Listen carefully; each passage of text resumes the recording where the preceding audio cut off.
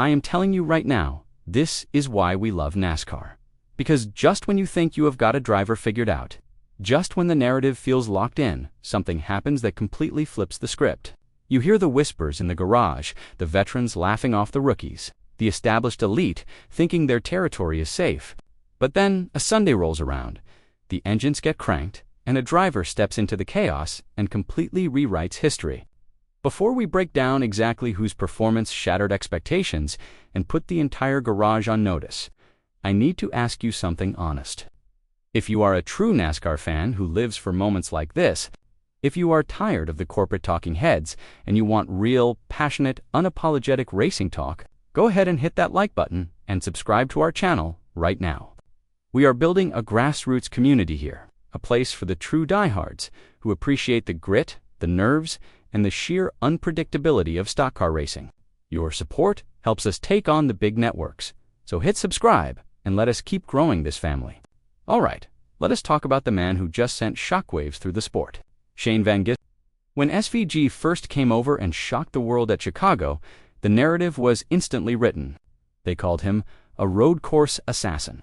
They said he was a specialist, a ringer, a guy who could turn left and right with the best of them, but would be absolutely lost as soon as he hit the high banks of a superspeedway. The critics said the ovals would eat him alive. They said the drafting partners would not trust him, that the aerodynamic chess match of Daytona would be far too complex for a guy who spent his career racing V8 supercars. They expected him to be a rolling chicane, a guy just riding around trying to stay out of the way. And honestly, heading into the 2026 Daytona 500, the pressure was immense.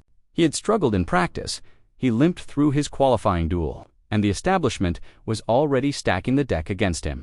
The veteran star drivers were looking in their rearview mirrors, but they were not looking for the 97 car. They figured he was a nan factor. But when the green flag dropped on the Great American Race, SVG triggered a masterclass in adaptation. Early in Stage 1, it was brutal. He was shuffled to the back, struggling to find the right aerodynamic bubble, looking like the rookie everyone claimed he was on this type of track. He was riding around in the 30s, just trying to survive the turbulent air. But then, something clicked. You could see the nerves settle. He started studying the cars around him, learning how the draft worked in real time at nearly 200 miles per hour. During the first cycle of green flag pit stops, he hit his marks perfectly, avoiding the rookie mistakes that usually ruin a Daytona debut. The race was pure chaos, with 3 wide packs forming and dissipating, cars getting loose in the tree oval, and early wrecks claiming some of the biggest names in the sport. Through it all, SVG kept his nose clean. He methodically started moving his way up the field. By the time Stage 1 ended, he had cracked the top 20. It was not flashy, but it was a statement of intent. The respect was being earned, lap by lap. He was not just surviving, he was calculating. If he fell behind, he fought for the lucky dog, securing the free pass to get back on the lead lap. He was doing the dirty work that oval veterans spend years perfecting. Then came Stage 2, and this is where the narrative completely shattered. The pack had bunched up, the intensity ratcheted up, and the star drivers were ready to establish their dominance. But suddenly, peering through the pack, was that bright 97 machine. SVG had found a drafting partner in his Trackhouse teammate, Ross Chastain. The two of them formed an unstoppable tandem on the high side. Chastain, known for his aggressive take-no-prisoners style, trusted the New Zealander implicitly. They started surging. They cleared the third lane. They bypassed the defending champions. They drove right around the guys who had publicly doubted SVG just days prior. The crowd was on its feet. The broadcast booth was in absolute disbelief. Coming off turn 4, with Chastain giving him a massive shove, Shane Van Gisbergen pulled to the inside and took the outright lead of the 2026 Daytona 500. It was an insane, unbelievable sight. An international road course specialist pacing the field at the most famous oval in the world. For those glorious laps, he shook the foundation of the sport. The stars were in big trouble, realizing that this assassin was not just here to collect road course trophies. He was here to steal their crown jewels. But Daytona is a cruel, unforgiving mistress. Just as we were witnessing this incredible underdog redemption story unfold, the heartbreak hit.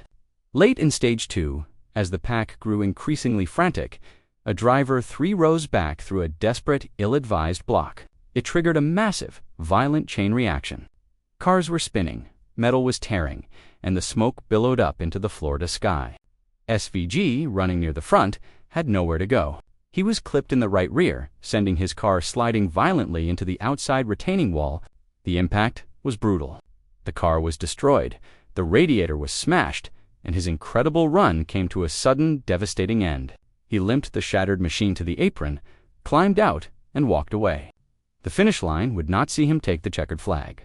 The stat sheet will show A did not finish.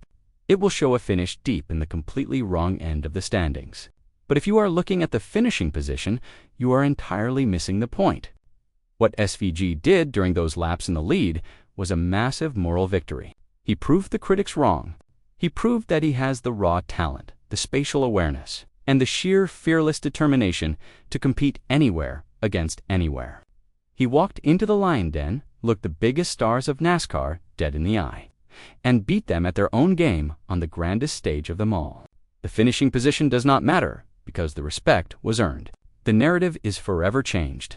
The star drivers know now that when they line up next to the 97 on an oval, they are in for a dogfight. It is exactly this type of relentless spirit that makes the sport so incredibly captivating week after week and year after year. For all of us fans who watch from the grandstands or our living rooms at home, we watch these powerful machines race inches apart at speeds that defy human comprehension, waiting for a breakout star to emerge from the pack and prove that true driving capability knows no geographical boundaries or track type limitations. The international invasion is fully upon us, and the old guard must adapt or be left behind in the tire smoke of progress.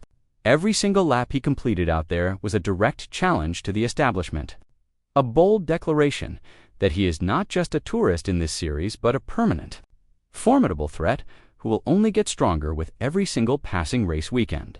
So I want to hear from you. Did SVG performance change your opinion of his oval racing future? Do you think he has what it takes to eventually win on a superspeedway? Let me know your honest thoughts down in the comments below. Keep supporting this grassroots channel by hitting that subscribe button. And until next time, keep your eyes on the track.